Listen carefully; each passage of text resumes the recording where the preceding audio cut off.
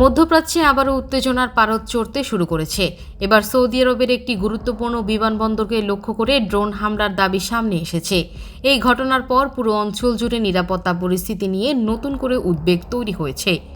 যদিও এখনও পর্যন্ত হামলার দাবি স্বাধীন নিশ্চিতকরণ পাওয়া যায়নি, তবুও ঘটনাটি আন্তর্জাতিক মহলে নজর কেড়েছে। ইয়েমেনের একটি বিদ্রোহী গোষ্ঠী আনুষ্ঠানিক বিবৃতিতে দাবি করেছে তারা সৌদি আরবের দক্ষিণাঞ্চলে অবস্থিত নাজরান বিমানবন্দরের একটি গুরুত্বপূর্ণ স্থাপনাকে লক্ষ্য করে ড্রোন হামলা চালিয়েছে। গোষ্ঠীটির সামরিক মুখপাত্র ইয়াহিয়া সারি বলেন, এই অভিযান অত্যন্ত নিখুঁতভাবে পরিচালিত হয়েছে এবং লক্ষ্যবস্তুতে সফলভাবে আঘাত হানা হয়েছে। তবে এখানেই রয়েছে সবচেয়ে গুরুত্বপূর্ণ বিষয়। এখন পর্যন্ত সৌদি আরবের পক্ষ থেকে এই হামলার বিষয়ে কোনো আনুষ্ঠানিক নিশ্চিত তথ্য প্রকাশ করা হয়নি। বিমানবন্দরে কী ধরনের ক্ষয়ক্ষতি হয়েছে, কোনো সামরিক বা বেসামরিক স্থাপনা ক্ষতিগ্রস্ত হয়েছে কিনা কিংবা কেউ হতাহত হয়েছে কিনা এইসব বিষয় নিয়ে স্বাধীনভাবে যাচাই করা তথ্য এখনও প্রকাশিত হয়নি।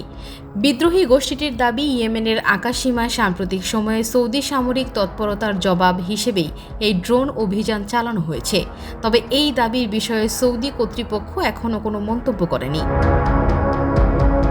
নাজরান বিমানবন্দর সৌদি আরবের দক্ষিণাঞ্চলে ইয়েমেন সীমান্তের খুব কাছাকাছি অবস্থিত।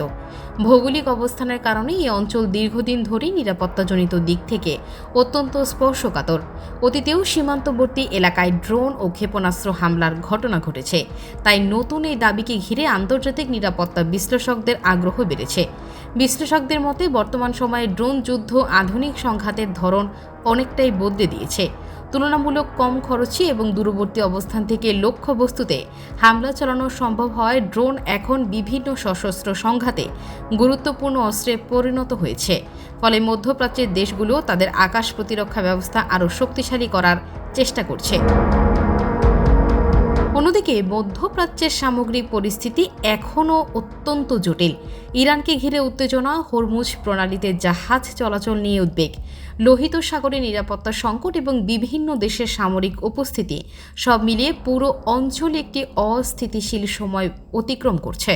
এমন পরিস্থিতিতে নতুন কোনো হামলার দাবি সামনে এলে আন্তর্জাতিক বাজার এবং কূটনৈতিক অঙ্গনেও তার প্রভাব পড়তে পারে। বিশেষজ্ঞদের মতে এই ধরনের ঘটনার ক্ষেত্রে তাৎক্ষণিকভাবে কোনো পক্ষের দাবি সত্য ধরে নেওয়া উচিত নয়।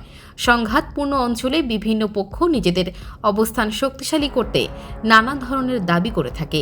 তাই প্রকৃত পরিস্থিতি জানতে সংশ্লিষ্ট দেশের আনুষ্ঠানিক বিবৃতি, স্যাটেলাইট তথ্য এবং স্বাধীন আন্তর্জাতিক পর্যবেক্ষণের ওপর নির্ভর করাই সবচেয়ে গুরুত্বপূর্ণ।